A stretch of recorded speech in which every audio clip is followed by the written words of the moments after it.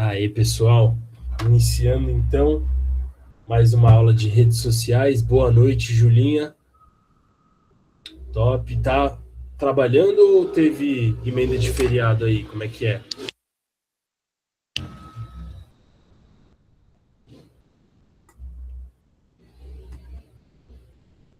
A net tá ruim, a internet tá ruim, beleza?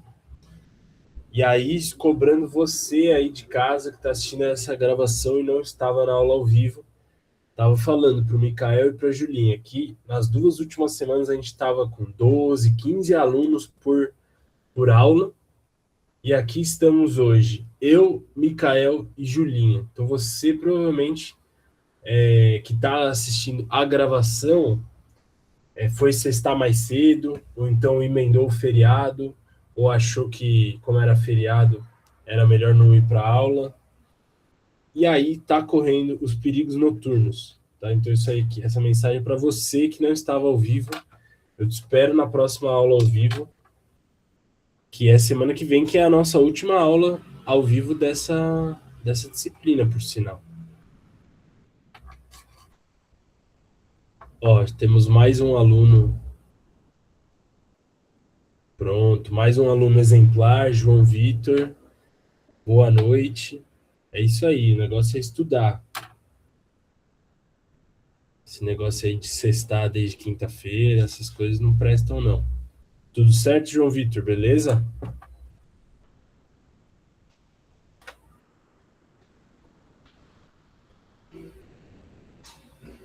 O pessoal hoje está quieto. Vamos nessa então, bora começar a nossa aula. Gente, só para vocês não se confundirem e não se esquecerem. Hoje é a nossa terceira aula dessa disciplina, certo? Então nós tivemos aula dia 9, dia 16, estamos aqui em aula hoje, dia 23, quinta-feira, e a última aula ao vivo ocorre na quinta que vem, dia 30. Então, que inclusive vai ser véspera de feriado, a gente está com 2 feriados aí próximos um do outro, para quem gosta de sextar. Ah, então agora eu vou reforçar o recado. Você que não veio nessa aula aqui hoje, está assistindo essa gravação, venha na aula do dia 30, depois você sai 9 horas da aula e vai para balada, vai para o bar, vai ligar para ex, vai fazer o que tiver que fazer, mas venha para a aula, não vai emendar aí o feriado, que é sexta-feira, e não vir para a aula. Não é assim que a vida funciona, não. Tem que estudar, tem que trabalhar. Os perigos, é isso aí, Mikael. São os perigos noturnos aí que o pessoal às vezes escolhe. E não é essa, a vida não é esse morango, não. Então estejam aqui no dia 30. Agradeço demais hoje já, de cara, a presença do João Vitor Santos, apesar de ser um homem quieto e reservado. Da Julinha Lima, tá com a internet ruim, mas tá aí. Do Mikael, que apesar de estar na condução, tá super participativo. E agora da Vitória, que acabou de entrar. Boa noite, Vitória, também. Então vamos lá, só para terminar o raciocínio, vocês não se confundirem. Essa é a nossa terceira aula ao vivo, beleza? Só que a gente fez uma leve inversão. Então, na semana passada, eu passei o conteúdo da semana 3, que é essa semana, primeiro, e hoje eu vou passar o conteúdo da semana 2. Isso foi totalmente intencional. Eu entendi que para melhor assimilação de vocês, o conteúdo da semana 3, na verdade, deveria vir antes do conteúdo da semana 2. Então a gente fez essa leve inversão, por isso que está aqui escrito aula 2. Beleza? Mas hoje é a nossa terceira aula aqui da disciplina. Boa noite, Osnar também. O Osnar é um cara responsa, ele está presente desde a aula 1, se eu não me engano, né? Oi, boa noite, tudo bem? Boa noite, Osnar, beleza? Sim, estou presente desde a aula 1, graças a Deus. Amém, é isso aí. Graças a Deus está fugindo dos perigos noturnos. É que a gente estava falando aqui antes de você entrar, que o Só com os pessoal perigos pegou da aí o mente. feriado. Só... é isso aí. É isso aí. Mas Semana que... só uma Manda. dúvida, Caio. A aula da semana passada foi uma mais teórica e teve um questionário. Vai ter alguma interferência, alguma coisa? Não, né? A aula da semana passada foi mais teórica. Teve um questionário. Isso, aí eu já respondi tudo, então tá tudo certinho. Tá. Ah, então tá bom. Não, mas qual que é a sua pergunta? Não, era só para entender isso, que eu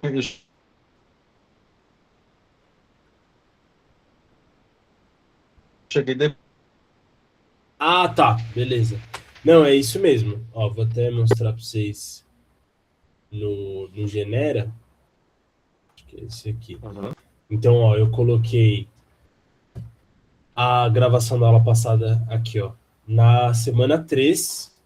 E aí teve esse teste de conhecimento aqui, o questionário, que é esse aqui, né, Osnar, que você tá falando?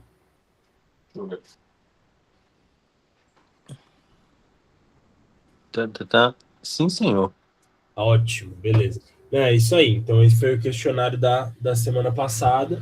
Aí agora a gente está aqui na aula 2. Eu até coloquei um aviso aqui para o pessoal não se confundir, ó. Na aula ao vivo de ontem, fizemos a inversão dos conteúdos, tivemos o conteúdo da aula 3. Então, assistam a gravação na semana 3.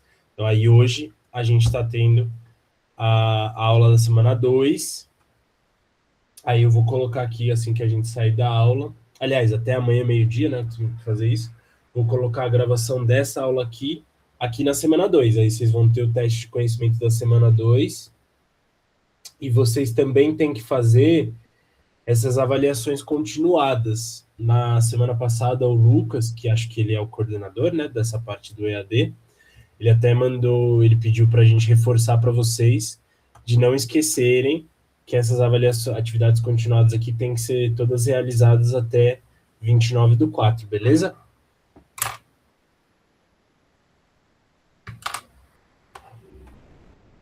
Maravilha. Ah, o Mikael mandou joinha aí.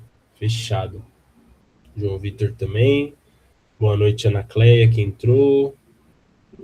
Nathalie. Não, Nathalie. A gente teve essa discussão. Maravilha. Boa noite, boa noite. Top. Então vamos lá. Então isso foi só para ninguém se confundir, né? Agora bora para nossa aula 2, que é a aula de hoje, o conteúdo da semana 2, que é o orgânico. Então só para primeiro a gente lembrar junto. Eu coloquei aqui algumas imagens para ajudar a gente a lembrar o que rolou na semana passada, na aula da semana passada. O professor estava inclusive em viagem. Saudade semana passada, mas tudo bem. Como eu mesmo estava falando, a vida não é morango. O que a gente viu na semana passada? O que essas imagens lembram vocês? Primeiro de tudo, ó, essa aqui eu trouxe para ficar bem visual. O que é isso aqui?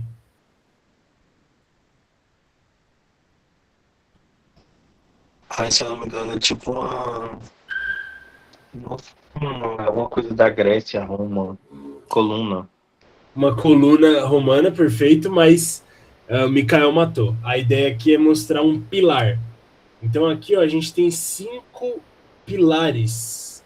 O que esses 5 pilares têm a ver com a aula passada? O que a gente viu na aula passada que tinha 5 pilares?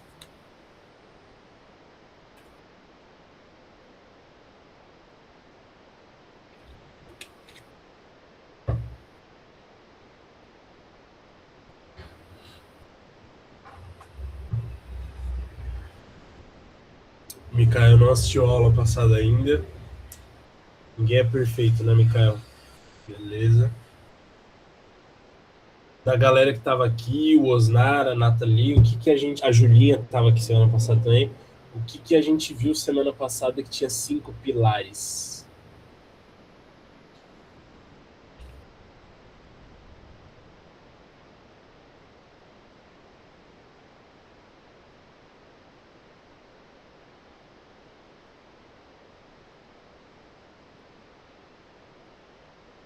Eu também... Oh, caramba. Tá. Tá, Nathalie...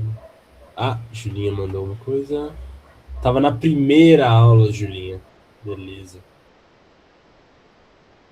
Tá, então eu vou ter que passar vergonha que quem tá assistindo a gravação vai falar, pô, esse professor, o pessoal não lembra nada da aula dele. Deve ser terrível como professor. Os 5 pilares da aula passada que a gente conversou foram os 5 pilares do tráfego pago. Agora é uma pergunta para quem estava e para quem não estava na aula passada. O que é tráfego pago? Esse dá para saber. Sem jogar no chat GPT dá para saber.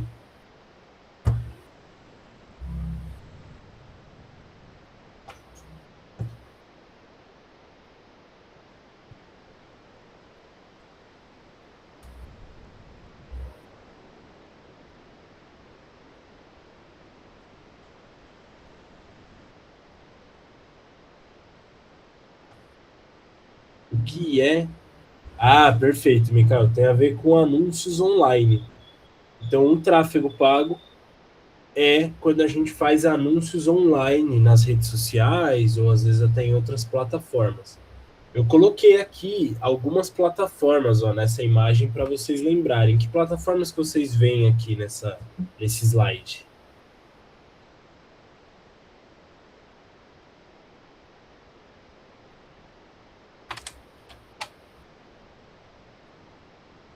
São aqueles anúncios que estão nos stories, sim. Eles podem estar nos stories, podem estar no feed também.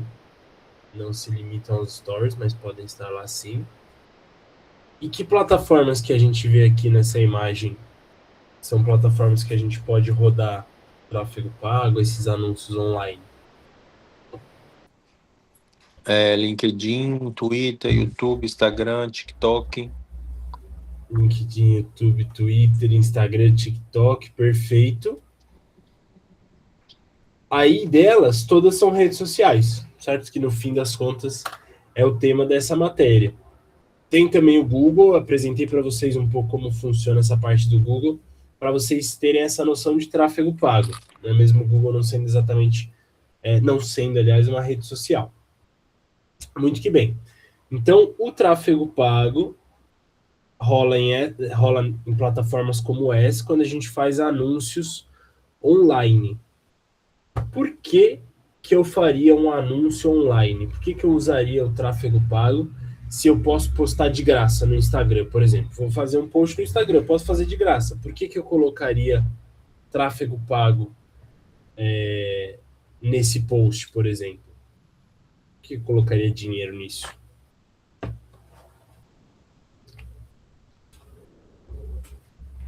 Eu acho que o tráfego pago em si, ele vai entrar, por exemplo, alcançar um número maior de pessoas e que tem a ver com aquele seu nicho, entendeu? Tipo assim, não adianta você postar uma coisa numa plataforma que não vai te dar retorno. Então, a pessoa que entende isso, vou dizer a grosso modo, tá? O traficante, ele já sabe exatamente o que ele tem que fazer de acordo com aquilo que você faz, que você vende e por aí vai. Acho que ele já te dá esse norte, fica um pouco mais fácil. Perfeito, legal demais, Osnar. É isso aí. É isso aí, a gente consegue escolher o lugar certo, consegue atingir mais gente, que foi isso que a Julinha falou ali, acho que ganha mais engajamento. E o Mikael falou um negócio muito interessante também. O tráfego filtra por usuários que têm maior interesse. Então, por exemplo, quando eu posto no feed do meu Instagram aqui, por exemplo, se eu coloco um post aqui no feed, ele vai para qualquer pessoa que o meu algoritmo entender que tem que mandar. Então, ele vai mandar primeiro para um grupo dos seus seguidores para ver se eles engajam. Se eles engajarem, aí ele distribui para mais uma galera, ver se a galera gosta e engaja. Se a galera engajar, ele distribui para mais uma galera, sendo que essa galera nem sempre é seu seguidor. E que a gente até falou disso na primeira aula, quando a gente falou lá do algoritmo. E qual que é o detalhe? Você não sabe se essa pessoa tem 18 anos ou 45, você não sabe se é homem ou se é mulher, você não sabe se ele gosta de pizza. Agora, quando a gente utiliza o tráfego pago, a gente consegue filtrar a galera que vai receber nosso anúncio. Então você consegue dizer Facebook, Instagram, TikTok, eu quero que você mande esse conteúdo apenas para mulheres de 18 a 35 anos que gostam de maquiagem e que moram no estado de São Paulo. Você consegue fazer isso? O que é incrível para quem quer vender, que aí entra esse comentário do Osnar. Se eu sei que se eu vendo maquiagem e eu sei que meu público-alvo está entre 18 e 35 anos, para mim vale muito mais a pena eu jogar um conteúdo direto para essa galera do que eu só depender do algoritmo. Então, em última instância, mas quando você chega lá no ponto principal, o que o tráfego pago traz para quem anuncia, como o Osnar falou, o traficante, para o anunciante ali, é a previsibilidade. Eu consigo ter uma maior previsibilidade, porque o algoritmo não é previsível. Às vezes você faz um conteúdo que você acha que vai bombar, ninguém liga. Às vezes você faz um conteúdo que você achou que não ia ser nada, ele bomba. Bomba em vários níveis. Pode bater 10 mil visualizações, pode bater 200 mil visualizações, pode bater 2 milhões. Então, é muito imprevisível. Só que se eu sou uma empresa, eu preciso vender. Então, eu preciso de algum nível de previsibilidade. O tráfego pago traz para a gente esse maior grau de previsibilidade. Beleza? Então, esse foi o foco da aula passada. A gente entendeu os 5 pilares do tráfego pago. Aí, quem não estava ou quem não lembra os 5, acompanha lá a gravação, acompanha os materiais extras que estão no Genera, que tem isso bonitinho lá. Você pegar os 5 pilares, mas o resumão, o ponto mais importante, vocês têm que entender quando a gente fala de tráfego pago nas redes sociais e tal, ele serve para gerar mais previsibilidade para a gente. E claro, tem um potencial de escala maior. Eu consigo, se eu botar mais dinheiro, eu consigo chegar em mais gente. Né? Então isso também é verdade. Ele possibilita uma maior escala, por exemplo, nas vendas de um negócio. Beleza. Ah, Caio, mas então o tráfego pago é a 8ª maravilha do mundo, não existe nada melhor? Olha, eu pessoalmente, como gestor de tráfego, eu até diria que sim, tá? Mas eu sei que eu sou enviesado nisso. Eu acho maravilhoso. A gente usa para os nossos clientes da agência, que são empresas de vários nichos. A gente usa para a nossa própria agência, a gente roda tráfego para conseguir cliente para a gente. A minha noiva tem infoprodutos de flexibilidade. A gente roda tráfego para eles e gera um bom retorno também. Então, eu diria sim, o tráfego pago é a 8ª maravilha do mundo. Mas, para ser honesto, tentando sair do meu viés aqui, ser um pouco mais imparcial como professor universitário, eu tenho que falar, não, ele tem um problema. E aí o Mikael já trouxe exatamente o ponto onde eu queria chegar. Perfeito, Mikael. Ele diz assim, tráfego pago é o contrário de tráfego orgânico? E é isso aí. Tanto que até o nome da aula de hoje é precisamente orgânico. Né? Não estou falando de tomate orgânico, nem de nada do tipo, mas sim porque ele é dicotomicamente ali o oposto de pago. Então, quando a gente fala de tráfego orgânico, a gente está falando daquele conteúdo que a gente roda sem pagar para aparecer. Ou seja, exatamente esse conteúdo que eu falei no feed, o seu Reels, que você joga para o próprio algoritmo te entregar. Beleza? Então a gente vai entender um pouco mais sobre isso. Por quê? Por que a gente tem que falar desse cara que é o tráfego orgânico, que é o conteúdo? Por causa do seguinte, ó. Essa foto aqui ilustra um fenômeno que eu queria ver se vocês conseguem sacar. O que essa imagem mostra pra gente, por favor?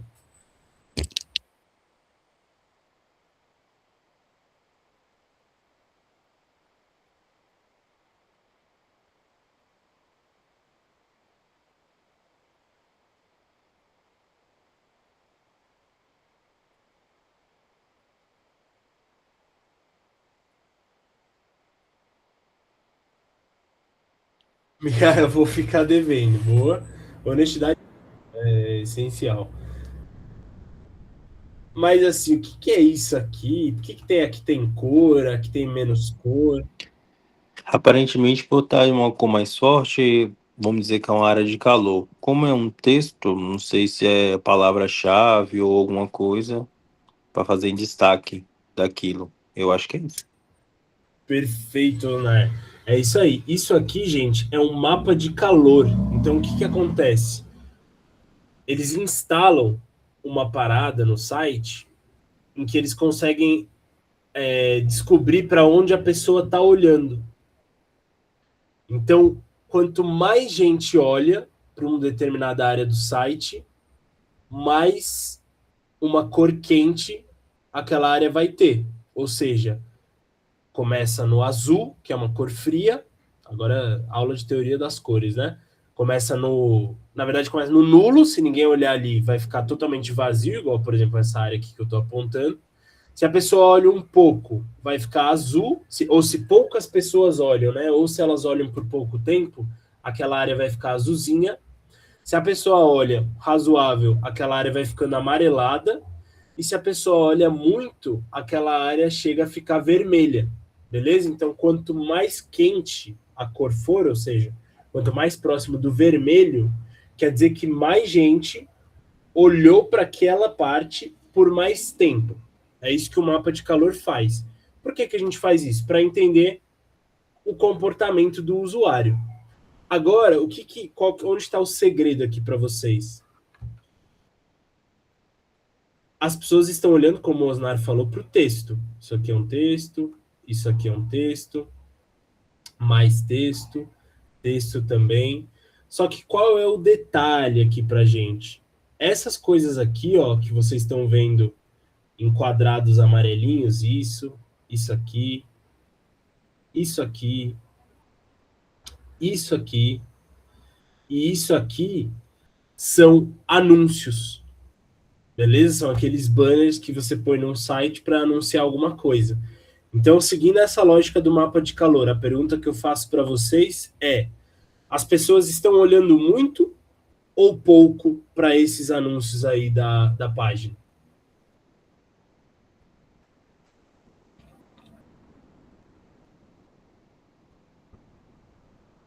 Perfeito, Mikael. Pouco. Na verdade, elas praticamente não olham, né? Quando você olha, por exemplo, é exatamente, João Vitor, perfeito. Esses aqui, ó, elas nem olharam. Elas não é que elas olharam um pouco, igual, por exemplo, esse aqui, se você perceber, tem um azulzinho aqui. A pessoa bateu o olho e saiu. Tirou o olho fora. Mas esses aqui, por exemplo, ó, elas nem olharam. Quer dizer, elas abriram uma página e inconscientemente elas só ignoraram os banners aqui e foram direto para o texto. Isso, pessoal, tem um nome. Manda bala, Osmar, fala aí. Mas isso aí é só uma curiosidade. Isso aí já Uhum. não tem relação às palavras-chave que tinham que chamar a atenção do leitor, que, por exemplo, o outro texto é Prêmio Nobel da Austrália de Bactérias do Mundo, alguma coisa assim, que eu acho que eu estou tentando ver. Bactérias no mundo da Austrália, alguma coisa. Então, é uma informação relevante. Os outros a gente pode jogar aqui. Não tem informações tão relevantes que vão fazer aguçar a curiosidade do leitor, porque não é uma coisa tão, vamos dizer, vamos deixar assim, que não chama tanta atenção, que prenda a atenção, né? Informativo, interessante. Perfeito. É exatamente isso. Exatamente isso que acontece. Então, por exemplo, a pessoa entrou para ver. É isso que você falou. Australianos recebem Nobel por trabalho Hum. com bactérias. Eles A fizeram alguma Austrália coisa. recebe prêmio Nobel por bactéria no... Enfim, alguma coisa assim, pelo que eu tô vendo, é É alguma coisa por assim. trabalho com bactérias. E isso, o outro é uma propaganda de restaurante e o outro não dá para ver. Mas enfim, é isso. Perfeito. Mas o ponto é, eu entrei nesse site para ver essa matéria, porque eu me interesso por bactéria, ou por australianos, ou por prêmio Nobel, sei lá, que é o que está falando das palavras-chave. Eu entrei para isso. O Osnar, que tem uma empresa de, sei lá, livro, ele paga o Google, o tráfego pago, ele paga o Google para aparecer nos sites. Então, por exemplo, vamos supor que esse anúncio aqui é da empresa do Osnar. O Osnar tá pagando para aparecer aqui, gente. Custa dinheiro para ele, só dele aparecer. Só que o Caio, que se interessa por bactéria, ou australiano, ou Nobel, ele abre o site e ele nem sequer olha. É como o João Vitor falou, ele nem olhou para o anúncio do Osnar, da empresa do Osnar. Vocês acham que o Osnar vai gostar de pagar esse valor para o Google para aparecer para o Caio se o Caio nem olha? Faz sentido para a empresa dele?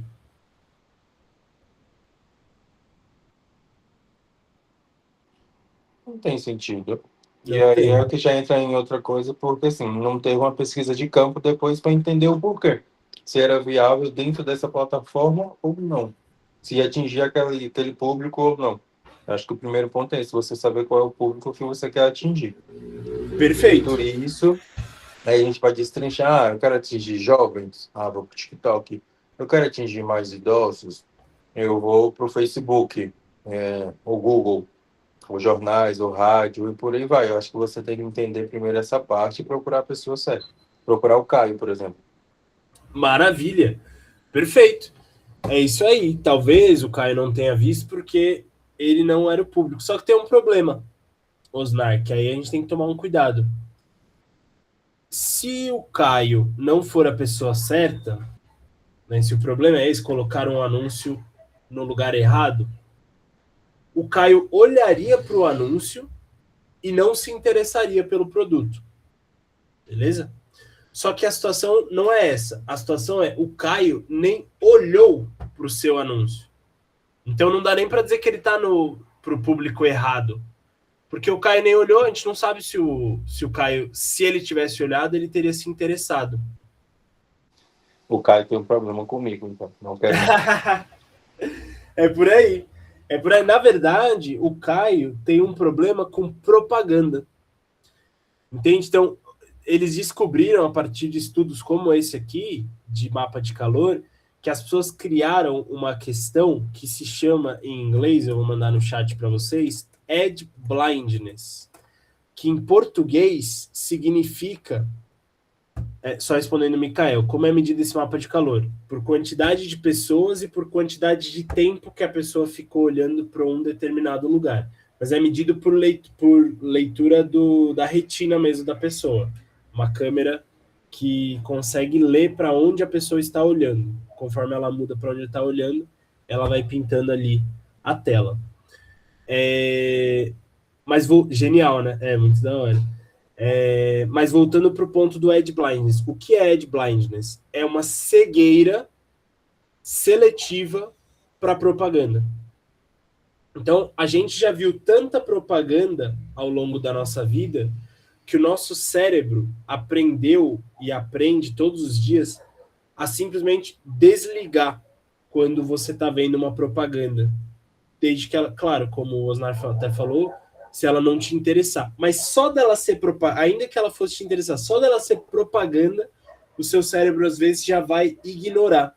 Então vocês, às vezes, vão entrar em sites que tem propagandas, e se depois que vocês fecharem eu falar, gente, que propaganda que tinha no site? É capaz de falarem, eu não vi propaganda nenhuma.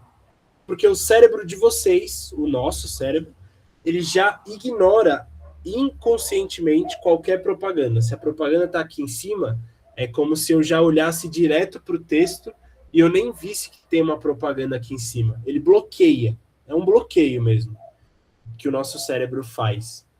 Beleza? Então, esse é um problema. Para quem? Para quem faz propaganda. Né? Para quem anuncia, esse é um grande problema. No caso lá, a empresa do Osnar. A empresa do Osnar investe nesses anúncios do site. O Caio, que é o público-alvo, abre o site e nem vê a propaganda dele, aí ferrou. Aí ferrou de vez. Porque o Osnar precisa vender.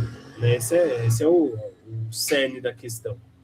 Então, esse é um fenômeno que é histórico. Isso começa na época do jornal já, e até hoje as coisas só vão piorando. O seu cérebro acostuma a reconhecer uma propaganda e ele ignora essa propaganda. Beleza? Isso é um problema para quem anuncia. Então esse é o limite do tráfego pago. Mas e se eu fizer um anúncio e ninguém quiser ver meu anúncio? E aí a pergunta que fica é, então, qual que é o remédio para essa situação? Se eu faço um anúncio e ninguém vê, como é que eu resolvo esse problema? O que eu posso fazer?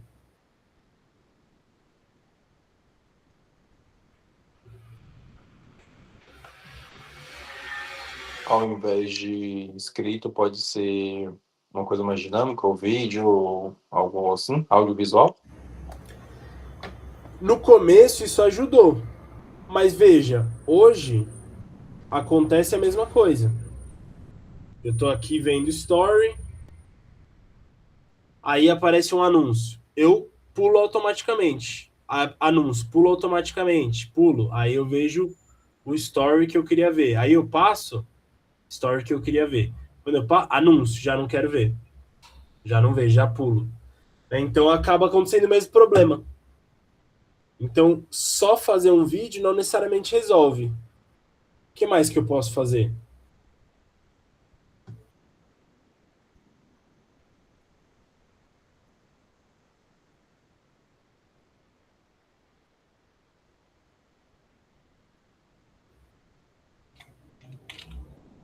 Essa eu não sei, acho que essa agora você tem um ponto.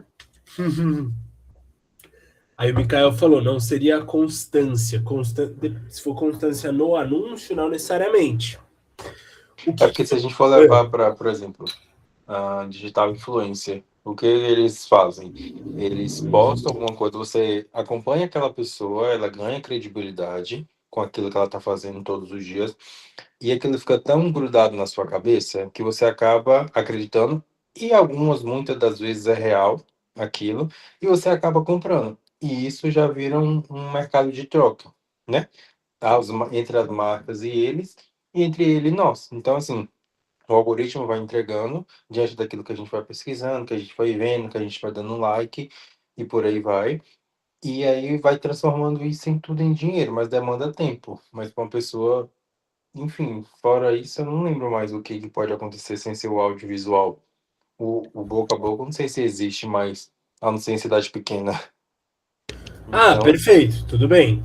O problema é que o boca a boca, ele também é meio imprevisível. Você não sabe quantas pessoas vão te recomendar todo mês. E ele é pouco escalável, né? Se você tiver 200 clientes, o máximo que você vai ter por mês é o quê? 200 recomendações? 400, cada um dá duas. Então ele é pouco escalável. Né? Mas você, Osnar, matou a pau quando você trouxe os influenciadores como exemplo. Gente, o influenciador, ele não fica te vendendo o dia inteiro. Ele está compartilhando com você a vida dele. É isso. Aí você se interessa pela vida dele. Então, acho que todo mundo aqui deve ter uma pessoa, um perfil de alguém em alguma rede social que você meio que acompanha ali. Talvez não todo dia, mas você vê os stories, você vai criando uma certa afeição por aquela pessoa. E aí, se amanhã ela vem e te fala, ó, compra essa caneta aqui, que ela é boa, gente, eu testei, tô falando para vocês, ela tem uma autoridade para você, você confia nela de alguma forma, e você vai falar, pô, vou comprar essa caneta. Só que ela não fica te vendo, ela não tá anunciando a caneta. O que a pessoa do influencer faz? Conteúdo. E aí, ele no meio do conteúdo, ela pôs uma caneta. E falou, ó, compra aí a caneta, vale a pena. Para você não soa como um anúncio, soa como mais um conteúdo. Ela compartilha tudo que ela faz comigo nos stories. Todo dia eu vejo lá o que ela faz, que ela come no café da manhã. Então, quando ela fala dessa caneta, eu acredito que ela usa essa caneta. Pode ser verdade, pode não ser. E eu entendo que ela é uma boa caneta, porque da mesma forma que eu acho legal que essa pessoa come ovo mexido no café da manhã, do jeito que eu gosto, também acho que ovo mexido é o melhor café da manhã do mundo. Aí, exato, Mikael. Daí vem o nome de influencer. Perfeito, vem daí. O influenciador digital é alguém que influencia. Como? A partir do conteúdo dele. Então, até antes do influencer, porque o influencer agora sim, né, é um fenômeno muito mais recente das redes sociais. Mas antes disso já existia o marketing de conteúdo. O remédio para aquela cegueira que as pessoas têm para com um anúncio, gente, para com propaganda, é o marketing de conteúdo. Vou dar um exemplo, o mais antigo que a gente costuma falar de marketing de conteúdo. É o Guia Michelin. Quem aí já ouviu falar do Guia Michelin?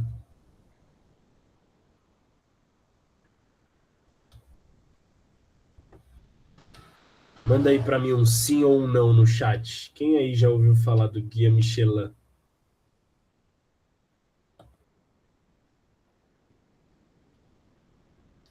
Nunca ouviu falar? Nunca ouviu falar. Só o nome. Tá, perfeito. O Eu nome... já ouvi. Mas até onde eu me lembro, Michelin não é mais para restaurante, alguma coisa? Perfeito. Perfeito. Agora uma pergunta para o Osnar e também para o Mikael, que respondeu do nome. A Michelin, a marca Michelin, vende o quê? Pneu. Pneu. O que isso tem a ver com restaurante e hotel? Eu acho, na minha cabeça, porque é o seguinte, é uma marca. Onde foi que eu vi, meu Deus? Acho que era. Não sei se foi o Michelin, não sei se foi você que falou, que na época eles não vendiam, eles não estavam vendendo pneus e eles fizeram um guia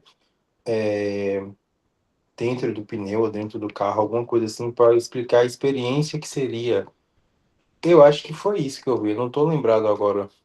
E aí vendeu a experiência e a pessoa que comprava o pneu vinha junto àquele manual para saber tudo o que poderia acontecer, para viver aquela experiência no carro, o pneu. Eu acho que foi isso, se eu não me engano.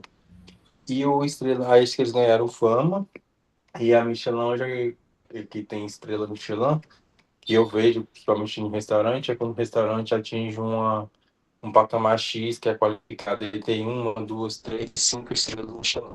Acho que é mais ou menos isso. Perfeito. Maravilha, Osnar. É bem por aí. É possível mesmo que talvez no vídeo de apresentação da semana 2 eu já tenha comentado. Mas é isso aí, gente. Em 1900, que é o primeiro Guia Michelin, que é esse aqui que vocês estão vendo na tela. Em 1900, a Michelin, que é essa empresa de pneu, já vendia pneus, já existia. Só que eles tinham um problema.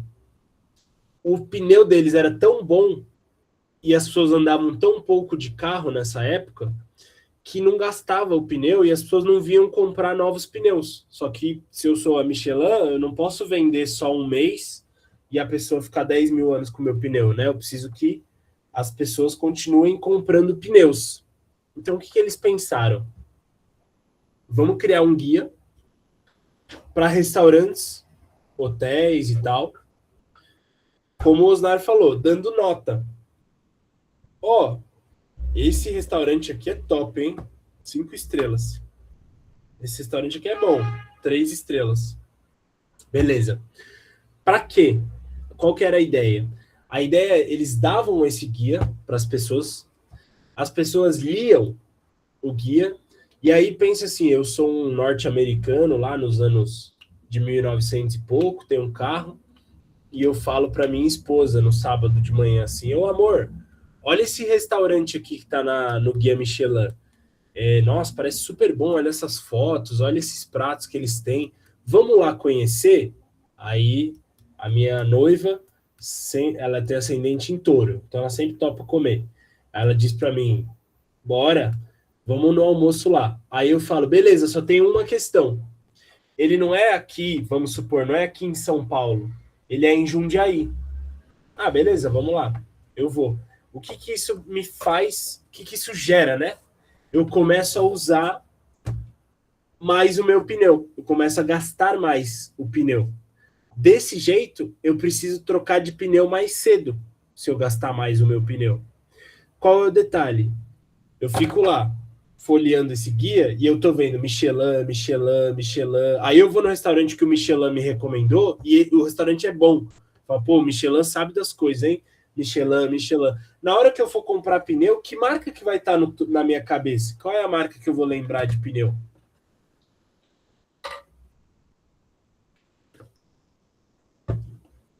Perfeito, acho que todo mundo falou aí na própria cabeça. Michelin, certo? Então, que eles fizeram? Eles inventaram uma forma indireta de vender. Ao invés de eu ficar fazendo propaganda, gente, compra o meu pneu Michelin, gente, compra o meu pneu Michelin, gente, tô falando, hein? O melhor pneu que tem é o pneu Michelin. Eles não fizeram isso. Eles fizeram um guia de restaurante para as pessoas gastarem mais o pneu delas e quando elas pensarem em pneu, elas lembrarem do tal do Michelin, que é o cara que faz o guia, que é o cara que me dá boas dicas de restaurante, que é o cara que me dá boas dicas de hotel. E aí o que acontece? O guia Michelin existe até hoje e ele é extremamente renomado e respeitado. Como o Osnar falou, você ir num restaurante, acho que talvez nenhum de nós aqui tenha ido num restaurante 5 estrelas Michelin, que deve ser R$1 milhão o prato de comida. Mas sei lá, talvez um restaurante 3 estrelas Michelin, algum sushi aqui em São Paulo, que é 3 estrelas Michelin. Cara, isso é uma marca. Eles põem lá orgulhosamente, né, as 3 estrelas Michelin lá no restaurante, né, tipo a placa das 3 estrelas Michelin. Então, hoje em dia, é um prêmio extremamente renomado e respeitado, mas ele foi inventado para quê? Para vender mais pneu, beleza? De um jeito indireto, de um jeito que não gera esse problema aqui, ó. Não gera esse problema. Quando você está lendo o Guia Michelin, você está interessado pelo Guia Michelin e, consequentemente, sem perceber, pela Michelin. Então, o remédio para essa cegueira que a gente tem com propaganda é o tal do marketing de conteúdo. Um dos exemplos mais antigos de marketing de conteúdo é o Guia Michelin. Tem outros.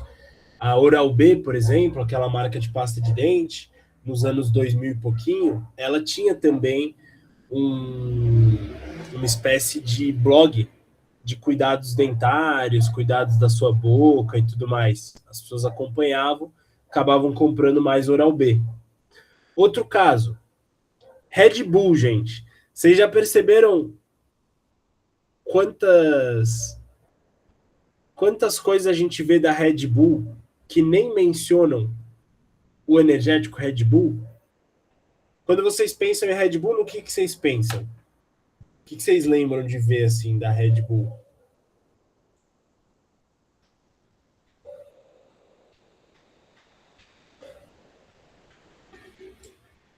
A Nathalie na propaganda.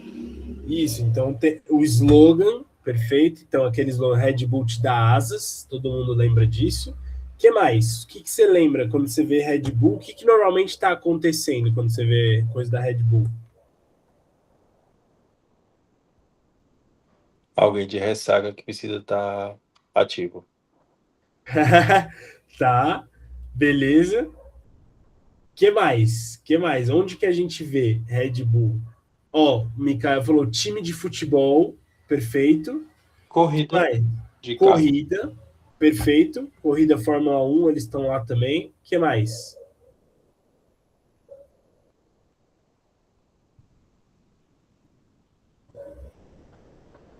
Ó, alguém já viu umas coisas assim da Red Bull?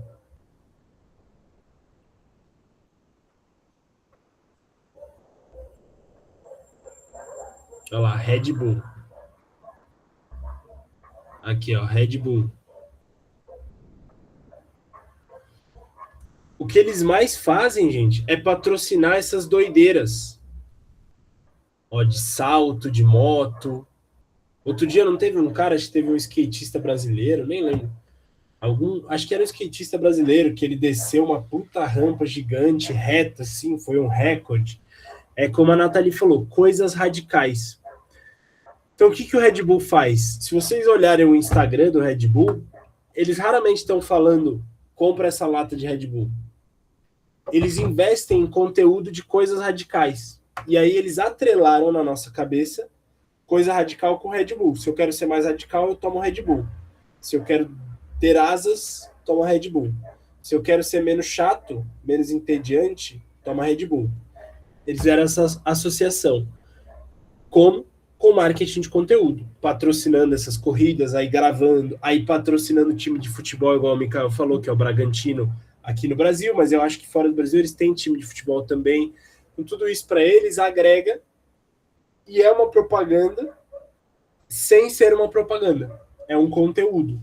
É o marketing de conteúdo na veia. Beleza? Então, o marketing de conteúdo surge como essa forma indireta de se vender, trazendo valor para o cliente e criando autoridade. Então, se vocês quiserem saber mais sobre, inclusive, tem esse livro muito bom, Storynomics, de um autor que chama Robert McKee. Esse cara é um roteirista premiado lá de Hollywood. Ele é consultor de vários roteiristas famosos, então ele já esteve envolvido aí em filmes, em filmes super famosos de Hollywood e tudo mais. Ele é consultor de roteiro. Mas ele tem esse livro em que ele mostra pra gente que a coisa mais primitiva do ser humano é a contação de história. Desde que o mundo é mundo, a gente, nós seres humanos, o que a gente gosta é de ouvir uma boa história. Se alguém te contar uma boa história, você ouve o que a pessoa fala, você presta mais atenção, você vai dar uma certa autoridade para aquela pessoa, vai confiar mais, vai se emocionar, para bem, para mal, não importa, mas vai se emocionar. Então, ele mostra para a gente que o caminho do marketing é você passar a contar a história. Ele dá esse exemplo da Red Bull, ele dá esse exemplo do Guia Michelin, ele dá esse exemplo do Oral-B. Tudo isso está nesse livro muito interessante, mas tudo partindo do mesmo princípio. Por que, que a gente faz essas coisas? Por que, que a Red Bull faz o que ela faz? Por que, que a Oral Center, a Oral-B faz o que ela faz? Por que, que o Guia Michelin existe? É para vender. É para vender. Né? Não é uma ONG. Essas empresas não são ONGs, elas vão ganhar dinheiro. Só que elas entenderam que existe essa outra forma de vender mais indireta. Essa forma é o tal do marketing de conteúdo. Até botei aqui a carinha do Gary Vaynerchuk, também conhecido como Gary V, que é uma das maiores figuras aí do marketing de conteúdo hoje. Ele fala muito sobre isso. Se vocês procurarem no Instagram, no TikTok, tem bastante coisa dele, muito interessante, inclusive legendado. Mas quais são as características desse marketing de conteúdo? Primeiro, ele é inbound. Aí agora vem a pergunta: professor, que raios é inbound? Aí o professor devolve a pergunta: o que é inbound? Alguém já ouviu falar desse termo? O que isso significa?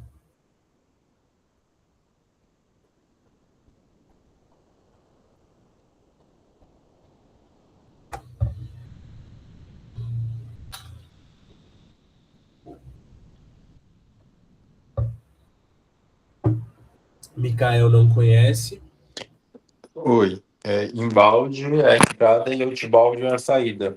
É o que usa, por exemplo, em logística. Mercado Livre usa isso. Ah, perfeito. Na logística, então, é entrada e saída. Isso. Perfeito. Mesa de inbound ou mesa de outbound, que é assim, mesa de saída ou mesa de entrada.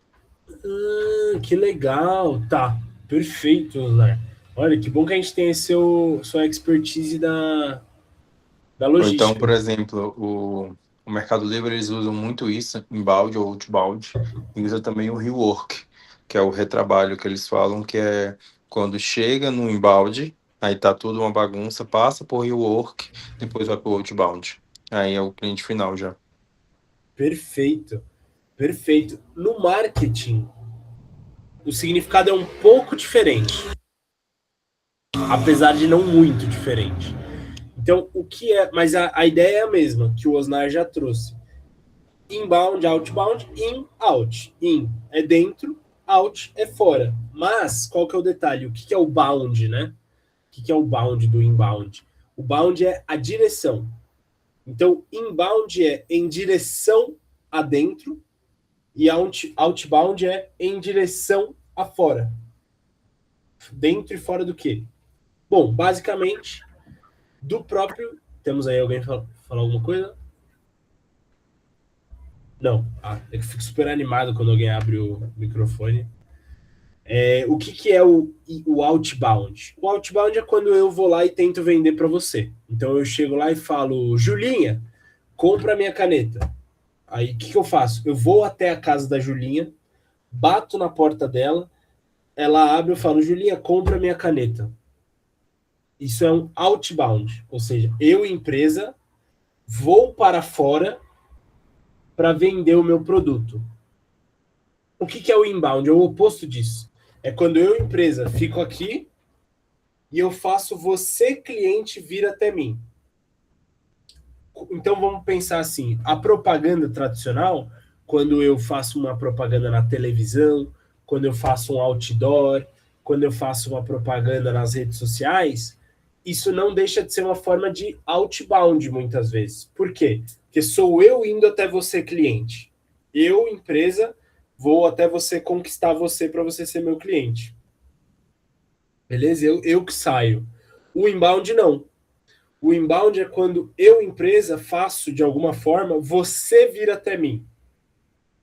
Por exemplo, vamos pensar um caso extremo, tá bom? Rolex.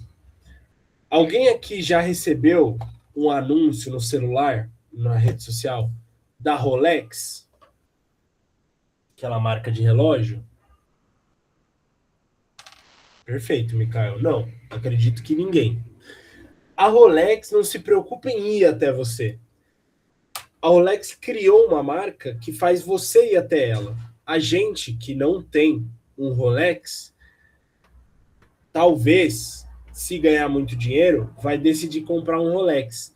Por quê? Porque o Rolex é uma marca de status, porque o Rolex significa que você venceu na vida, porque o Rolex é de uma qualidade bizarra, porque o Rolex é limitado. Então, se você vai hoje na loja da Rolex, é possível que você não ache o modelo que você quer, é possível que eles não deixem você comprar. Então, com tudo isso, aí, claro, é um mercado de luxo, por isso que é um exagero. Mas com tudo isso, eles fazem você se interessar por eles, e não eles que precisam vir até você. É totalmente diferente, sei lá, pensar em outro caso, Casas Bahia. Se eu sou a Casas Bahia, eu fico parado. Será que alguém vai vir me desejando do mesmo jeito que se deseja um Rolex, do mesmo jeito que a gente deseja uma Mercedes, do mesmo jeito que as mulheres podem desejar uma bolsa da Birkin, ou uma bolsa da Gucci, ou uma roupa da Versace? Não, né? Provavelmente não. Por isso que a Casas Bahia, diferente da Versace, do Rolex, ela faz propaganda na televisão, ela faz propaganda nas redes sociais, porque ela precisa desse outbound.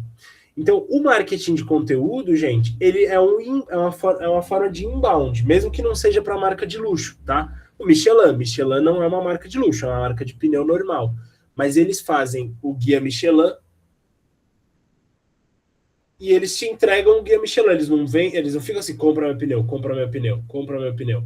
Eles fazem você se interessar pelo pneu deles. Eu nunca vou esquecer, uma vez um rapaz tentando me explicar inbound e outbound, e ele me explicou da seguinte forma na época.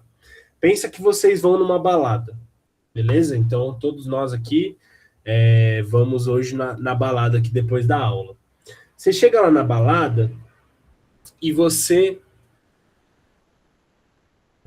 começa a beber, fazer aqui o cenário, né? Você começa a beber um pouco demais e tal, e aí você quer beijar. Não vai ter outra palavra. Quer beijar. Fala, eita, tá beijoqueiro hoje, quer beijar. Você, homem, você, mulher, não interessa.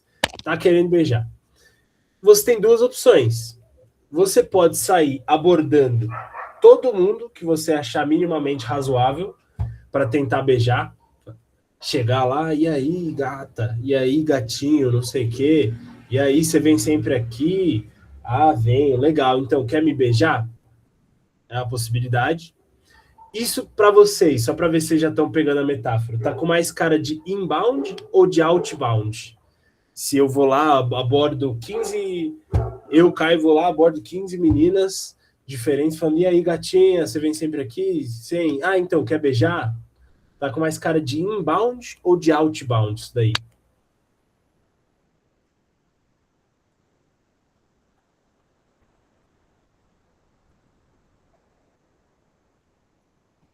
Embalde, porque você está chegando na pessoa, né? Então é a sua porta de entrada. Então, mas cuidado, você está levando muito para o lado da logística. O que eu comentei é, o in é quando eu faço, o cliente vir até mim, no Hum, marketing. O inbound marketing é quando eu faço o cliente vir até a mim. O outbound marketing é quando eu vou atrás do cliente. Então, se eu chego em 15 meninas diferentes, abordo elas para tentar achar alguém para beijar, eu tô mais. você é desesperado. Primeiro de tudo, Você é você é desesperado. Você é desesperado. desesperado. Mas tudo Perfeito. bem. Mas tudo bem, exato. Quem nunca, né? Mas eu Aí, estou fazendo mais o inbound, fazer o cliente vir até mim, ou eu estou fazendo o outbound, eu vou até o cliente? nesse caso, eu te gosto. Outbound, perfeito. Agora, totalmente diferente. Fui para casa, tomei banho, dormi. No outro dia eu vou na balada. Esse dia eu fiz diferente. Bebi menos, já não saí louco das ideias, bebi menos. Me interessei por algumas meninas, só que eu não saí abordando todas elas. Até porque, claro, isso pega mal, tanto para homem para mulher. Se você tá na balada e você vê uma pessoa abordando todas, quando ele chega ou ela chega para te abordar, já não vai ter o mesmo significado, porque é como o Osnar falou, é desesperado, tá abordando todo mundo. Não é que ele gostou de mim ou que ela gostou de mim, é que ele tá desesperado, é outro problema. Então já não tem mais efeito. Agora não, dessa vez o Caio foi pra balada e ele foi de boa. Bebeu menos, foi conversando, se posicionou no lugar certo, fez aquela troca de olhares e tal. Eu vou nutrindo ali uma parada com uma específica ou com um específico, e aí até que essa pessoa venha até mim e fale: e aí, Caio, beleza? Ou, aliás, Caio não, porque não vai saber meu nome, né? Fala: e aí, tudo bem? Você vem sempre. Aí a pessoa veio até mim e falou: você vem sempre aqui? Esse está mais para inbound ou para outbound? Qual? Inbound. Inbound, perfeito. Perfeito. Então, esse é o inbound marketing. E essa metáfora, eu considero ela uma metáfora, apesar de meio escrachada, muito boa, porque ela mostra uma realidade. Todos nós conhecemos, ou já lidamos com um vendedor, vendedorzão, assim, aquele que é vendedor mesmo. E a gente tem uma série de preconceitos com o vendedor. Quando o vendedor começa a falar, você acha que ele vai te enganar, você não acredita no que ele fala. Se você vê que ele tentou vender para um, para outro, para não sei o quê, ele tá com cara de desesperado, precisa bater a meta dele. E ninguém gosta de gente desesperada. Ninguém gosta de quem fica tentando te forçar a goela abaixo um produto, um serviço. A gente não gosta disso. Mas, no fundo, esse que é o outbound. Né? E é por isso que eu acho que essa metáfora é tão interessante. Aí, o Mikael falou assim, fazer com que o cliente procure o produto ou a marca é sempre uma questão de como a marca se posiciona. Eu diria que o posicionamento é muito importante, Mikael. Não é só isso. Por exemplo, a Michelin. Quando a Michelin faz o guia Michelin, ela faz você vir até ela, só que ela não se posiciona como uma Rolex, não se posiciona como uma Versace, ela se posiciona como uma marca normal. Mas ela fez o quê? Ela criou um conteúdo. O Guia Michelin, ele não deixa de ser um conteúdo. Assim como um Reels no Instagram não deixa de ser um conteúdo. Tudo isso é conteúdo. Então, uma outra forma da gente fazer o cliente procurar o nosso produto ou a nossa marca é o marketing de conteúdo, que não é o posicionamento, né? É uma outra coisa. Então não é um fator único, mas é uma possibilidade. Então tudo Mas isso assim, manda, ah tá. manda. Não, eu ia falar assim, que esse tipo de estratégia que essas marcas, principalmente as grandes marcas, fazem, é para gerar valor. Então, a partir do momento que você vai em busca delas, elas sabem que você quer entrar naquele mundo. Por exemplo, eu não vou, o Rolex é muito bom, e a gente sabe, mas hoje ele é muito mais acessível do que outros relógios. Vamos, por exemplo, não sei se você já ouviu falar do Patek Philippe. Sim, Ele é um relógio germânico, se eu não me engano, e só quem pode comprar o Patek é quem tem na linhagem e tem um grau que é germânico, ou britânico, alguma coisa assim, não sei mais ao certo.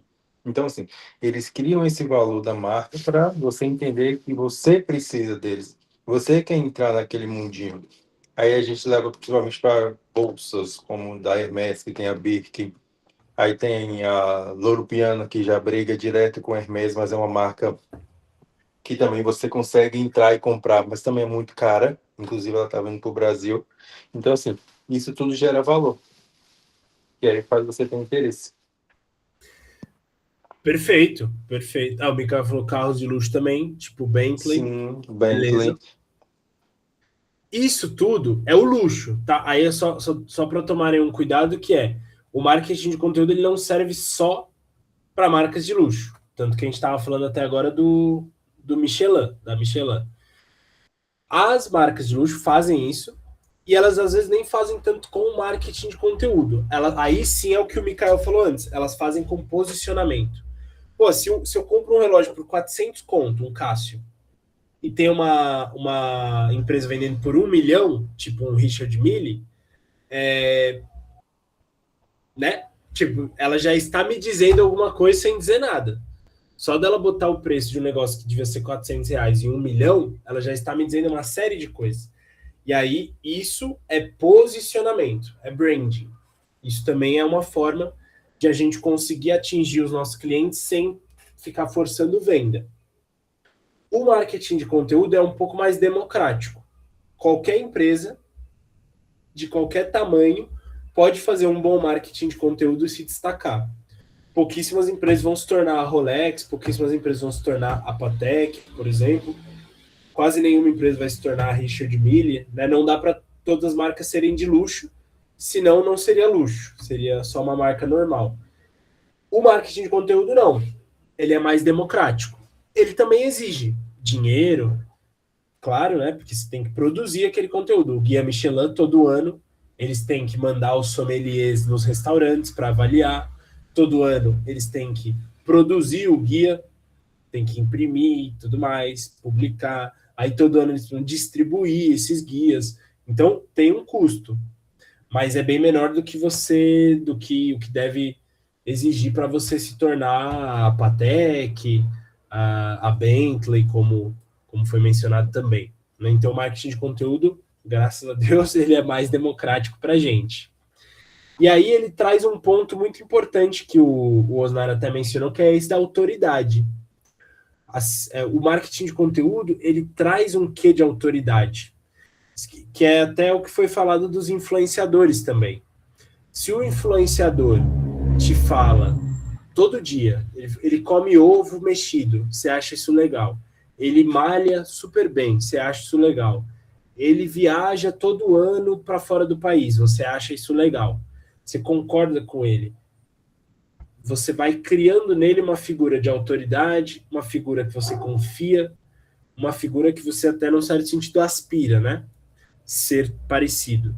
Quando ele te falar assim, comprem essa caneta, você vai acreditar no que ele está falando, ou você está mais propenso a acreditar no que ele está falando, porque ele já criou essa autoridade, essa confiança com você, né? A mesma coisa acontece com marketing de conteúdo. Quando a gente faz um bom marketing de conteúdo, assim, a gente consegue gerar um sentimento de autoridade, de reciprocidade, de confiança. E é aquilo, quando você ajuda uma pessoa, muitas vezes ela se sente em débito com você e ela vai querer te devolver alguma coisa. Então, se uma marca me dá muitas coisas legais, me dá conteúdo, me dá um blog que eu acompanho, me dá um canal no YouTube que eu acompanho, em algum momento eu me sinto, isso é um gatilho mesmo, um gatilho, se vocês procurarem gatilhos mentais, é o gatilho mental da reciprocidade. Se eu começo a te dar um monte de coisa, tem uma hora que você se sente em débito comigo e você vai se esforçar para me dar alguma coisa em troca, que no caso mais óbvio aqui vai ser dinheiro. Então, se uma marca te entrega um monte de valor, como o Osnar falou, a palavra foi perfeita, quando ela te gera muito valor, em algum momento você vai querer comprar alguma coisa dela, não, às vezes nem importa o quê, você só sente que você precisa devolver tudo aquilo que ela te deu. Então, o marketing de conteúdo é uma forma de fazer isso. E os melhores exemplos disso, como foi falado aqui, são os influenciadores, mas não se limita aos influenciadores. Isso é muito interessante. Gente, por que a gente está falando disso? Porque, no fim das contas, conteúdo nas redes sociais é sobre isso. É sobre marketing de conteúdo. Se você abre a rede social de uma empresa e ela parece um catálogo de vendas, Isso não é legal. Isso dificilmente te conquista. Agora, se você abre as redes sociais de uma marca e ali tem conteúdos interessantes que geram valor para você, que te agrega, tem muito mais chance de você dar o próximo passo com essa marca. E isso, um conteúdo bem feito, marketing de conteúdo bem feito, ele não força a venda. Isso é muito importante ressaltar. Por quê? Porque todo mundo vai fazer conteúdo na rede social, faz o quê? Falar, não, vou ensinar um negócio, tem que gerar valor, né? Vou ensinar um negócio. Quando chegar no final, eu vou pôr um CTA. CTA da aula passada, chamada para ação, falando, beleza, se você gostou disso aqui, agora compra o meu curso, compra o meu produto aqui. Pô, falhou, porque aí você forçou a venda ali no fim. Né? Então, um exemplo clássico disso, clássico, não é clássico, um exemplo super recente disso é o... Deixa eu ver se eu acho aqui. Aqui, ó, achei. Ó, o Guaraná Antártica tem esse canal no YouTube que chama Coisa Nossa. Alguém já ouviu falar dele?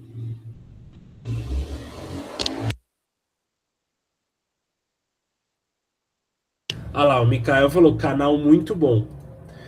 Altas risadas. Perfeito. Então, o Coisa Nossa é um canal que tem um monte de vídeo, muitas vezes muito engraçados. Eles têm 2,5 milhões de inscritos. É muita coisa isso. E ó, se eu clicar num vídeo, ó, vamos ver um pedacinho desse vídeo aqui só para a gente ver o que está acontecendo. Tá falando ali, beleza.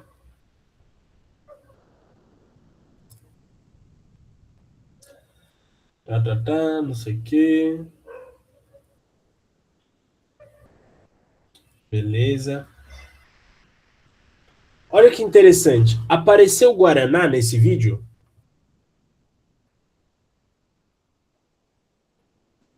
Sim, perfeito. Mas esse vídeo está tentando me vender o Guaraná? Aí o Mikael já respondeu. Indiretamente. Apareceu o Guaraná, mas indiretamente. Se eu abro um vídeo deles aqui maior,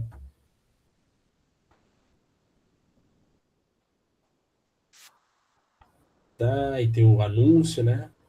Me aguenta. Ó, apareceu a marca. Deixa eu ver. Ah lá, o Guaraná Zero tá aqui, ó. O Guaraná tá na mesa. Mas esse vídeo não é sobre Guaraná. Ele não tá tentando me vender Guaraná.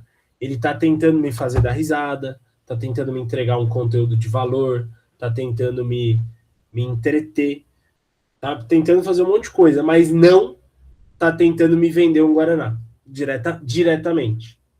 Ele vende de forma indireta. Beleza? Esse é o exemplo perfeito de um marketing de conteúdo bem feito. Beleza? É isso. Essa é a ideia. Quando vocês... Então, por que o professor de redes sociais está ensinando isso? Quando vocês, futuros administradores, às vezes, ainda que não sejam responsáveis pelo marketing, mas que vocês tiverem que administrar a equipe de marketing ou gerenciar a agência de marketing que a empresa de vocês contratou, esse é um ponto importante para vocês avaliarem se o conteúdo que está sendo feito é um bom conteúdo. Ele gera valor? Ele entretém? Ou ele informa? Basicamente, de alguma forma ele gera valor? E ele está o tempo inteiro tentando vender?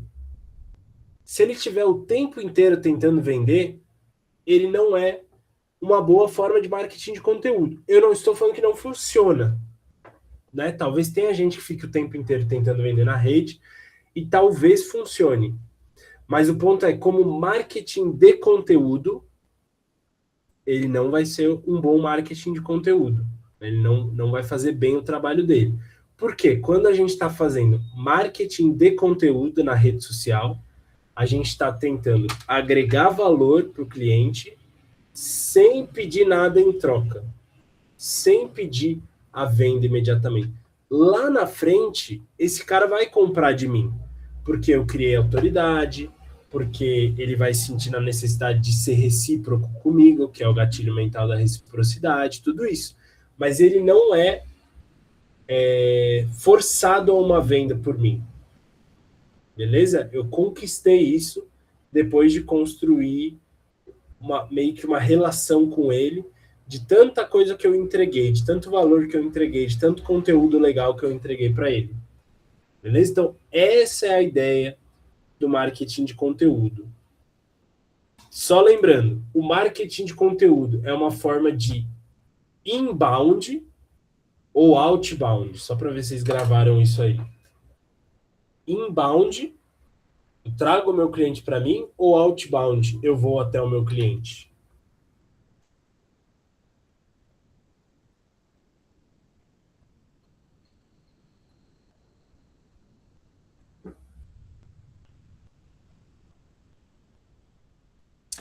Perfeito, Mikael.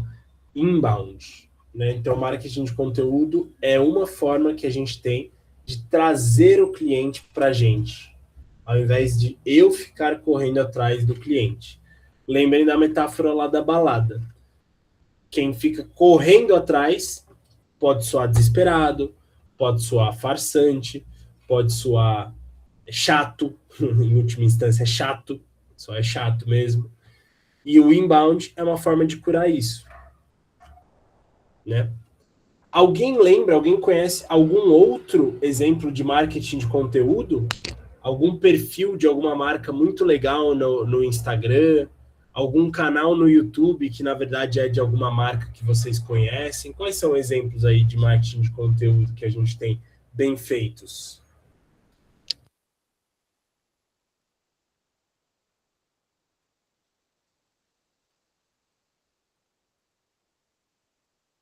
A gente pode botar nesse caso, não sei se pode, podcast, programa de TV como o BBB? Podcast, você tem um exemplo de um podcast? Não, eu não acompanho, só lembrei do nome. Mas, por Tá. exemplo, um programa como o BBB, que tem os anúncios, aí ele faz lá e vende tudo. Seria isso? Então, é que o problema é o BBB é da Globo. Ele Sim. não é de uma marca que vende, né? Então, o Mercado Livre, por exemplo, aparece lá para vender. Sim. Faz a propaganda dele. Mas, por exemplo, o Coisa Nossa, ele é do Guaraná. Por isso que ele é a maior iniciativa de marketing de conteúdo de uma marca específica. Então, algum exemplo que vocês tenham de uma marca que criou um podcast, que criou um programa de TV, que criou um canal no YouTube para gerar conteúdo para os clientes. Ó, o Mikael falou a Stanley. Tem o influencer Fausto ou Menzinho. O Menzinho sempre está com um copo da marca. Perfeito. Isso, gente, é um leve desvio ali, que é o marketing de influência. Então, meio que um galho ali do marketing de conteúdo, é o marketing de influência. Ele está mais perto do que o Osnar trouxe do BBB. O que é isso? O influenciador Fausto, ou o Menzinho, tem uma audiência que segue ele, produz conteúdo para essa audiência, a audiência ama ele, engaja, ou odeia ele, engaja, tanto faz, né? Na rede social, o que importa é o engajamento. E aí, a Stanley não quer, esse é o ponto, a Stanley não quer precisar criar canal no YouTube, criar podcast, criar programa de TV, criar blog que gera valor. Ela quer só pegar a parte boa disso. Como é que ela faz isso? Ela contrata alguém que já faz conteúdo, como o Menzinho. Então, esse exemplo que o Mikael trouxe é o perfeito exemplo de marketing de influência, que é quando uma marca não quer precisar fazer ela mesma o marketing de conteúdo, e aí ela contrata alguém que já tem uma audiência, que já sabe fazer conteúdo, que já utiliza, que já tem o mesmo público-alvo. Aí eu vou lá e faço propaganda dentro do conteúdo daquele influenciador. Eu roubo a audiência dele, melhor que roubar, pego emprestado. Eu pego emprestado a audiência dele, pego emprestado a habilidade dele de fazer conteúdo, pego emprestado a autoridade que ele tem sobre aquelas pessoas. Tudo isso por né, claro, em troca de uma quantia de dinheiro que faça sentido para o Fausto ou Menzinho. A Julinha falou, a Casé TV. Ah, o Mikael, acho que a Growth tem um canal também. Vamos ver.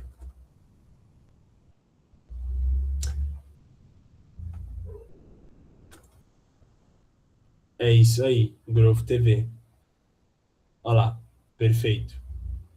Olha lá, um monte de vídeo. Gravação de treino. Perfeito. Ótimo. É isso aí, Mikael.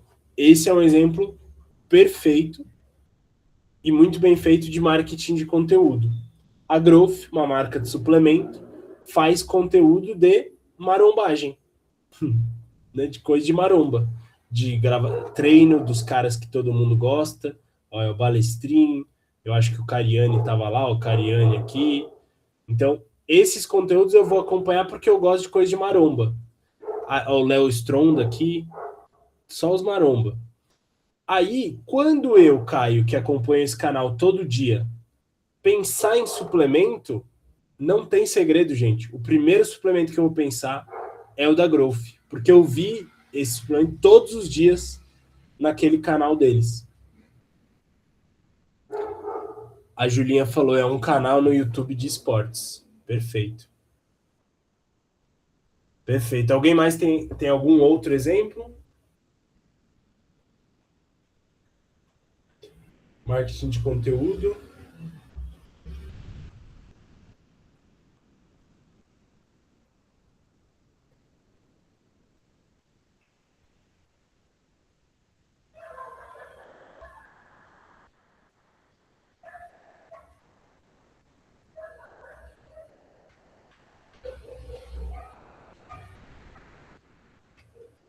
Não, acho que não. Estão mais quietos hoje. Acho que o pessoal ainda está meio de ressaca do feriado. Mikael não. Ah, não, mas Mikael, você já deu um bom exemplo. Então você já estava fora da. Já estava resolvido. Top. Beleza. Maravilha, gente. Então esse é um outro ótimo exemplo de marketing de conteúdo. E é exatamente isso que acontece também no Instagram, né? Quando você pega uma boa marca, uma marca que se posiciona bem no Instagram, o que ela faz é exatamente um bom marketing de conteúdo, né? Então, se eu não me engano, uma que eles têm um tráfego pago super forte também, mas uma marca que faz isso muito bem é aquela Manual. Sabe a Manual, aquela de cabelo? No caso de falta de cabelo, né? Que eles fazem tratamento capilar. Eles fazem bastante conteúdo.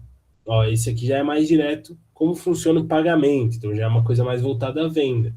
Mas, ó, um vídeo que chama A História da Calvície. Olha lá. Isso aí já é mais uma forma de marketing de conteúdo. Aí eles estão fazendo a novela das frutas lá, do abacatudo e da moranguete. Aí eles fazem a versão abacatudo e moranguete da manual, da calvície. Então isso também... Ó, o kiwi, tá calvo. Isso aí é uma forma de marketing de conteúdo também. Beleza? E é assim que uma marca que às vezes não tem tanta projeção, então vocês que forem administradores de empresas vida real, porque o Brasil é isso. Alguns podem trabalhar numa multinacional, uma empresa super grande, mas estatisticamente vocês vão em algum momento da carreira de vocês trabalhar numa empresa média ou algo do tipo, aqui, mercado brasileiro, raiz, vida real.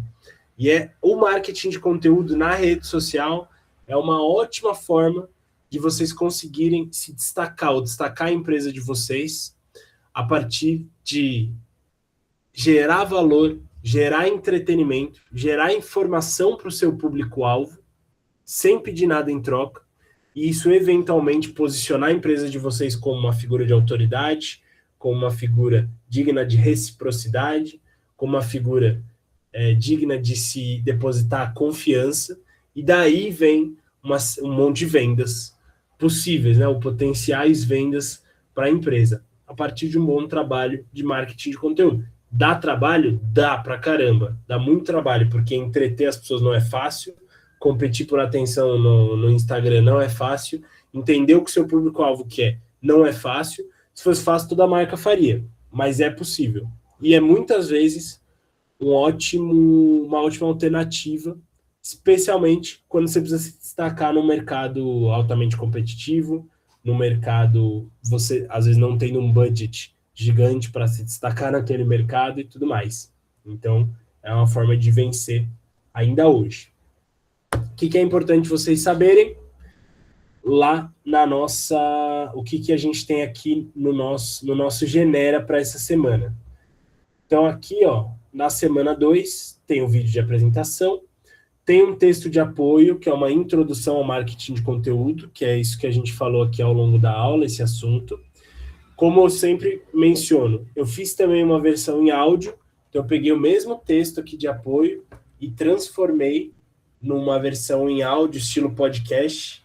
É o mesmo conteúdo, então isso aqui é para o pessoal que às vezes vai ver o conteúdo da matéria na condução, no ônibus, no metrô, e fala, putz, fica ruim para eu ler, professor.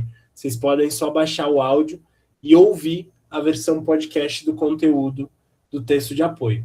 Beleza? Aí eu coloquei 2 indicações de podcasts para vocês. Uma é do livro Storynomics, que é aquele livro que eu falei, que é o livro que inspirou, que trouxe para a gente a explicação de tudo isso que a gente falou aqui, que mostrou o marketing de conteúdo como uma alternativa à propaganda tradicional. Né? Esse livro é um livro que eu mesmo, com o meu sócio, a gente gravou um podcast analisando esse livro e trazendo casos para empresas e tudo mais. Então tem esse podcast aqui para vocês disponível, está no YouTube, aqui está o link no Genera. E tem um outro podcast, que é um podcast com o cara do marketing do ClickUp. O ClickUp é uma empresa eles têm um software de gestão de tarefa, tipo Trello, esse tipo de software que talvez vocês conheçam. O Notion, o Trello, ele é um desses, né? O ClickUp. E esse cara aqui, que é calvo, né? Curioso, que a gente estava falando ali da manual e da calvície. Esse calvo aqui foi o cara que traçou uma estratégia de conteúdo para o ClickUp no Instagram. Se vocês olharem o Instagram do ClickUp, é comédia, é só humor, assim. É um monte de piada de ambiente corporativo, piada de office, de escritório. E aí esse cara que trouxe essa ideia, e isso gerou assim uma repercussão gigantesca. Hoje em dia eles têm uma equipe com atores para eles poderem gravar esses vídeos e gerar em alto volume esses vídeos e tal.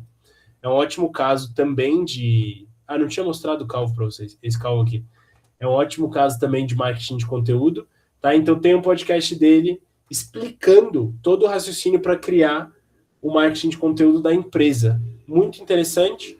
Tá em inglês, esse cara é de outro país, mas vocês conseguem legendar aqui em português de boa, direto no YouTube. Então não deve ser uma dificuldade.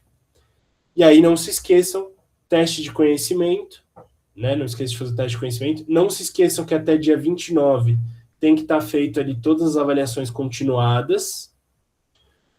Eu vou colocar a gravação da nossa aula 2 aqui, no lugar dessa, até amanhã ao meio-dia. Beleza? E aí na semana que é nossa última aula ao vivo, online, né, dessa matéria, e vai ser uma véspera de feriado. Então estejam aqui, esqueçam esse negócio, gente, sextou, essas coisas, não presta.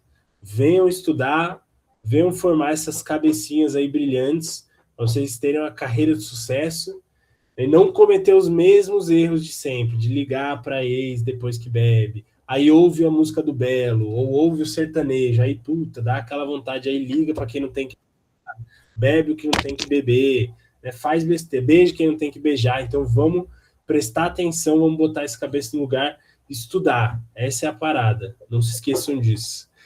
Beleza? Fez sentido a aula de hoje? Deu para entender essa onda do marketing de conteúdo? Nathalie, sim. João Vitor, sim. Julinha, sim. Osnar, maravilha. Mikael, você vai dar aula para nossa turma de novo? Eu espero que não, porque só se alguém de vocês aí repetir o semestre vai que fazer a redes sociais de novo. Mas fora esse caso, não. Então eu espero que não, porque eu não quero dar aula para a turma de vocês, mas só porque eu não quero que ninguém repita aí o semestre, né? Mas se vocês continuarem na Flamingo e forem para pós-graduação, eu dou uma matéria de pós-graduação que é o Personal Brand. Então ainda é possível a gente se encontrar mais vezes por aí, mesmo que vocês não repitam aí, se Deus quiser. Beleza?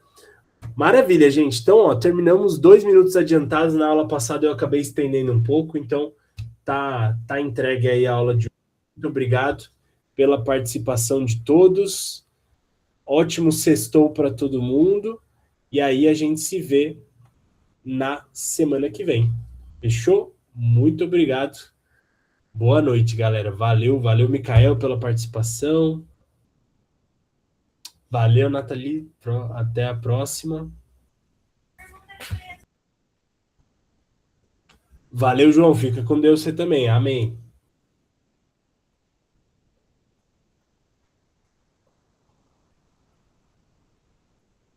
Oi, Simone, tudo bem? Chegou agora?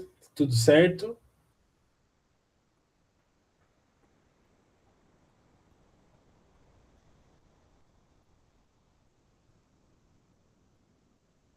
Boa noite.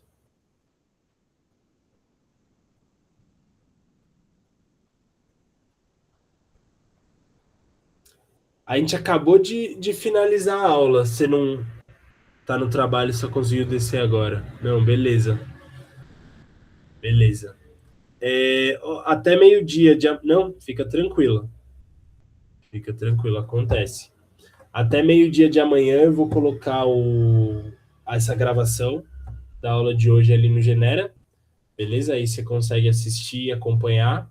Mas aí, só aproveitando que você está aqui, não se esqueça de uma coisa. Essa aula de hoje foi a aula da semana 2. Eu inverti. Tá? Então, na semana passada, eu dei o conteúdo da semana 3, que foi tráfego pago. Aqui, ó, mostrando no Genera. Então, eu inverti. Na semana passada, eu dei essa aula aqui, que já está lá a gravação. Aqui. E hoje, eu dei a aula da semana 2. Aí eu vou colocar aqui a gravação na semana 2, beleza? Aí semana que vem é véspera de feriado, a gente ainda tem aula, vai ser a nossa última aula aí da matéria. E aí não se esqueça de entregar todas as atividades continuadas até dia 29, que o Lucas, nosso coordenador, pediu para a gente reforçar, tá bom? Então aí não se esqueça de fazer essas atividades continuadas aí antes do dia 20, até o dia 29. Fechou? No mais, é isso então. De todo jeito, parabéns por estar trabalhando bastante, né, que é importante também. Então, às vezes atrapalha os estudos, mas trabalhar também enobrece a nossa alma, é importante também. Depois você vê a gravação, se ficar qualquer dúvida, pode me mandar e-mail, que eu puder ajudar. Tô aí. No mais, a gente se vê na semana que vem, tá bom? Boa noite, então. Não, fica tranquilo.